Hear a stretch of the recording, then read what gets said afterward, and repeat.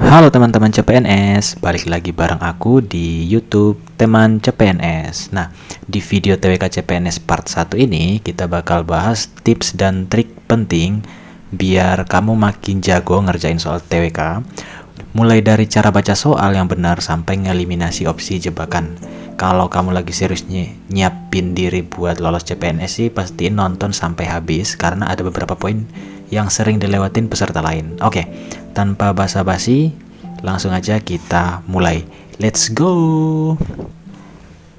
Oke, mari kita lihat soal nomor 1. Nah, di sini pertanyaannya itu tentang nasionalisme, ya. Dan kita lihat di sini adalah kecuali, ya. Jadi yang disebut dengan pilar nasionalisme sebagai berikut, kecuali apa? Nah, kita harus paham ada beberapa pilar nasionalisme, ya, yaitu ada ule perper, ini adalah tangga keledainya, ya. Kalau misalkan kita lihat tangga keledainya ini ada 5, yaitu ada unity, liberty, equality, personality, dan performance, ya. Unity itu persatuan, liberty itu kebebasan, equality itu kesetaraan, personality itu kepribadian, dan kinerja. Jadi jelas bahwa yang bukan merupakan sikap nasionalisme di sini atau pilar nasionalisme itu adalah C, kognitif, ya. Oke. Nah, selanjutnya adalah soal nomor 2. Pembukaan Undang-Undang Dasar 1945 berkaitan erat dengan proklamasi dan Pancasila, di mana dalamnya tercantum pokok permasalahan cita-cita proklamasi kemerdekaan RI, yakni menciptakan masyarakat yang adil dan makmur berdasarkan Pancasila. Pembukaan Undang-Undang Dasar merupakan penyebab keberadaan batang tubuh Undang-Undang 1945. Oke, jadi kita fokus di sini. Jadi pembukaan itu adalah penyebab keberadaan batang tubuh, ya. Jadi di sini ada sebab akibat, ada kausal, ya. Berarti jawaban di sini itu harusnya adalah kausal, gitu, ya. Dan kalau misalkan kita lihat tips dan triknya, super gampang lah ini sebenarnya. Kita hafalkan aja 4 kata kunci hubungan Undang-Undang Dasar, ya. Jadi ada kausal, ya, yang tadi itu penyebab, kemudian ada formal yaitu bentuk, jadi proses perumusan, ada materi atau isi yaitu bahan undang-undang, dan ada organis, satu kesatuan atau saling melengkapi, ya. Jadi jelas di sini jawabannya adalah kausal. Oke, selanjutnya adalah soal nomor 3, ya. Pada tahun 1942 Jepang menduduki Indonesia. Sebelum mengeksploitasi rakyat dan sumber daya Indonesia, Jepang merebutnya lebih dahulu dari Belanda lewat perjanjian, di mana perjanjian tersebut berisi menyerahkan atau kapitulasi Indonesia dari Belanda ke Jepang. Perundingan penyerahan kekuasaan dari kolonial Belanda kepada Jepang berlangsung amat singkat. Perundingan antara Belanda dan Jepang yang mengawali penjajahan Jepang di Indonesia adalah perundingan, oke, ini kalau kita nggak baca sejarah sih sangat susah, ya, untuk ditebak-tebak. Nah, jadi kita lihat masing-masing, ya. Jadi kalau misalkan perundingan Linggarjati itu adalah pengakuan awal RI, ya. Jadi RI itu diakui oleh Belanda secara de facto meskipun cuman ada Jawa, Madura, dan Sumatera. Kemudian juga Linggarjati ini pembentukan negara Indonesia Serikat dan Indonesia masuk ke dalam Uni Belanda, ya. Kalau Linggarjati, nah ini adalah di saat Belanda menyerang ke Jepang, berarti harusnya ini adalah jawaban dari nomor 3, ya. Dan kalau yang Renville, ini adalah perjanjian di mana Indonesia ini semakin kecil, ya. Jadi daerah-daerah Indonesia itu diperkecil. Jadi RI itu hanya menguasai Jawa Tengah, Yogyakarta, dan Sumatera. Yang keempat itu adalah Roem-Royen, ya. Jadi Roem-Royen ini Jogja kembali dan menuju konferensi meja bundar. Dan ini juga kejadian Belanda menyetujui Soekarno-Hatta itu kembali ke Jogja. Dan kalau misalkan untuk perjanjian Bongaya ini di mana Makassar itu kalah oleh VOC dan dikuasai oleh VOC. Dan banyak kejadian di sini yang menyebabkan Makassar mengalami kekalahan, seperti Goa mengakui kekuasaan, pedagang asing dilarang tanpa izin VOC, Goa menyerah menaklukkan beberapa wilayah, benteng dihancurkan, Arung Palaka diakui sebagai Raja Bone, dan membayar ganti rugi. Jadi jawabannya adalah B. Kalijati. Selanjutnya adalah kita bahas nomor 4, Perang Dunia Kedua. Wah, ini sangat panjang ya. Oke, kita baca soalnya dulu. Pengaruh yang didapatkan Indonesia adalah, ini harusnya gampang ya. Pada saat Perang Dunia Kedua harusnya itu Jepang kalah ya, benar. Jepang kalah, akibatnya Indonesia dikasih kesempatan untuk merdeka ya. Jadi jawabannya sangat simpel, ya, Jepang kalah dari sekutu sehingga memberikan janji kemerdekaan kepada Indonesia. Ini adalah kejadian di Perang Dunia Kedua. Nah, selanjutnya adalah nomor 5. Proklamasi kemerdekaan Indonesia dilaksanakan pada hari Jumat 17 Agustus 45. Menurut tahun Jepang itu 17 Agustus 2605. Wow, berarti lebih tua daripada tahun Masehi ya. Yang dibacakan oleh Soekarno dan didampingi oleh Dr. Andes Muhammad Hatta. Sebelum Indonesia mendapatkan kemerdekaan, banyak dibentuk organisasi maupun badan yang bertugas untuk mempersiapkan Indonesia merdeka. Berarti harusnya ini antara BPUPKI dan PPKI ya, karena dibentuk organisasi. Badan yang bertugas untuk menyelidiki serta menyampaikan pendapat untuk disampaikan kepada pemerintah Jepang sebagai bahan pertimbangan Indonesia merdeka adalah, kita fokus di menyelidiki dan bahan pertimbangannya. Nah, jadi kalau misalkan kita lihat BPUPKI itu penyelidik lah, istilahnya seperti itu, dan PPKI itu persiapan merdeka. Jadi kalau ada kata-kata seperti menyelidiki, mempertimbangkan, maka itu harusnya BPUPKI, karena PPKI itu persiapan untuk kemerdekaan. Jadi jawaban ini adalah BPUPKI ya. Nomor 6. Pengumuman negara Papua Barat yang dideklarasikan ULMWP, Benny Wenda memancing reaksi keras dari pemerintah dan MPR.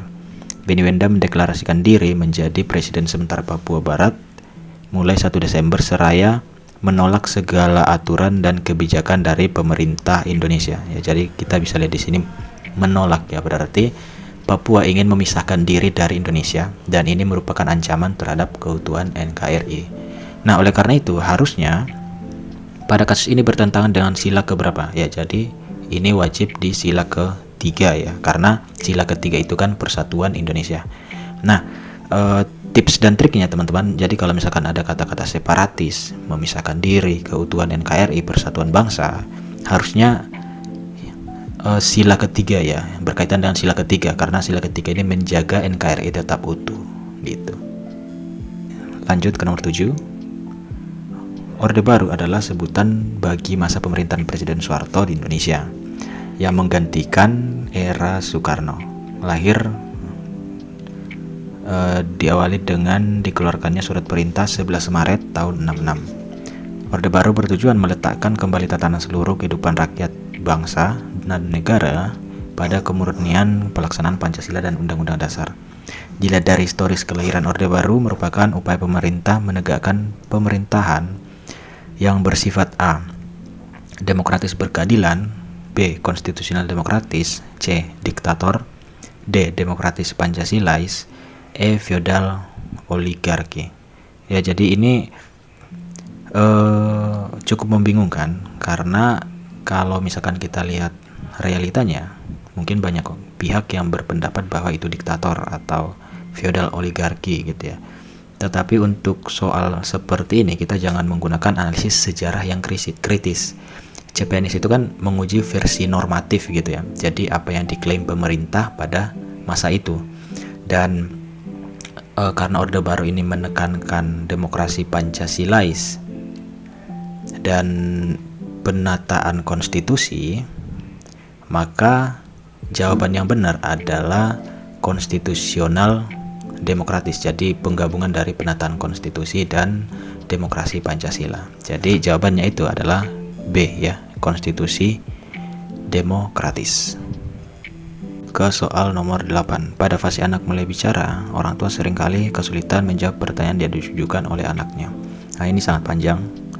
Teman-teman bisa berhentikan dulu baru baca, tapi saya langsung ke pertanyaannya aja ya. Kata stimulasi pada paragraf pertama bermakna apa? Oke. Jadi kita lihat ya. Kalau pada soal itu bertanya makna kata ya, seperti ini, kata stimulasi pada paragraf pertama bermakna apa, maka kita langsung menggunakan versi KBBI ya. Jadi kita udah nggak usah mengaitkan dengan isi cerita, tetapi kita langsung pakai KBBI saja ya. Jadi stimulasi itu adalah keinginan atau suatu dorongan atau rangsangan yang diberikan dari luar ya. Ini D. Kalau C itu adalah keinginan untuk mencari tahu itu dari dalam ya. Jadi itu bukan jawabannya. Jawabannya adalah D. Oke, kita lanjut. MPR adalah lembaga legislatif bikameral yang merupakan salah satu lembaga tinggi negara dalam sistem ketatanegaraan. Setelah amandemen undang-undang, anggota MPR terdiri dari anggota DPR dan DPD. Setiap anggota MPR memiliki hak dan kewajiban yang bukan merupakan hak anggota MPR, yaitu jadi rumus cepatnya untuk membedakan hak MPR itu adalah apakah ini kerjaan presiden atau tidak ya. Jadi kita bisa lihat A, mengangkat duta dan konsul, imunitas, protokoler, keuangan dan administratif, memilih dan dipilih. Nah, dari kelima ini mana yang merupakan hak presiden ya. Jadi tipsnya itu adalah kalau opsinya terdengar seperti pekerjaan presiden, maka itu bukan hak anggota MPR ya. Dan kita bisa tahu bahwa jawabannya adalah A ya, karena mengangkat duta dan konsul itu adalah kewenangan presiden. Oke, jadi kita lanjut ke soal terakhir ya.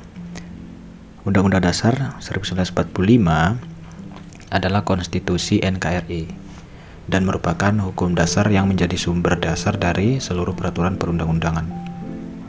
PPKI telah menetapkan sistematika undang-undang terdiri dari pembukaan, batang tubuh, dan penjelasan. Penjelasan undang-undang merupakan penafsiran otentik dari Undang-Undang 1945. Karena dalam penjelasan tersebut, A, dilindungi pemerintah, merupakan penafsiran resmi dari lembaga merumuskan, tidak dapat diubah, dan tidak dapat dipisahkan batang tubuhnya, terdapat satu rangkaian utuh, dan terakhir diterima secara yuridis sebagai salah satu kesatuan hukum dasar. Jadi di soal ini itu kita ditanya fungsi penjelasan Undang-Undang 45 ya. Nah, jadi penjelasan undang-undang itu adalah penafsiran otentik atas batang tubuh. Tetapi yang paling penting adalah dia itu menyatu sebagai satu rangkaian utuh dengan pasal-pasalnya gitu.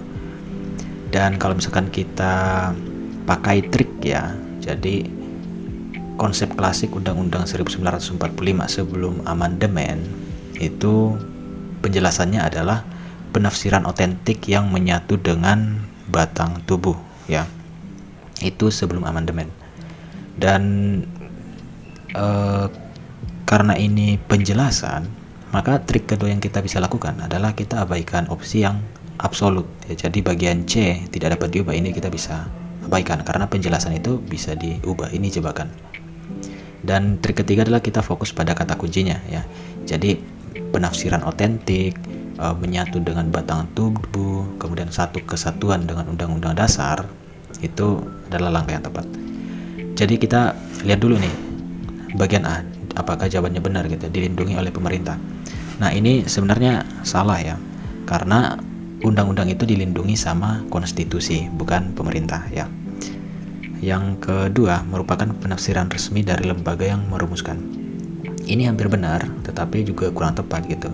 Memang benar bahwa dia penafsiran resmi dan itu otentik, tetapi inti yang dicari dari ini itu bukan itu ya, tetapi statusnya sebagai satu kesatuan dengan batang tubuh. Nah, yang ketiga ini tidak dapat diubah, ini pasti udah salah ya, karena penjelasan itu bisa diubah.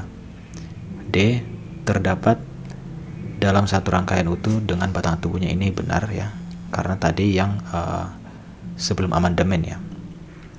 Kemudian yang kelima, diterima secara yuridis sebagai salah satu kesatuan hukum dasar. Ini salah ya, karena